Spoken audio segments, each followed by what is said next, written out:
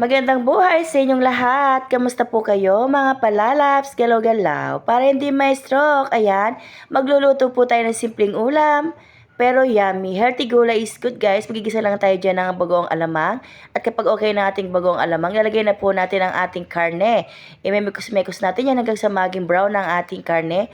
At lalagay na rin po natin dyan ang ating pampalinaw ng mata guys, kalabasa. At yan tatakpan natin hanggang sa maging hapok ng ating kalabasa. At lalagay na rin po natin dyan ang ating sitaw, ampalaya, at ang okra. Paborito ko po ang okra guys. At yan guys, imemekos-mekos lang natin yan hanggang sa magbanding silang lahat guys.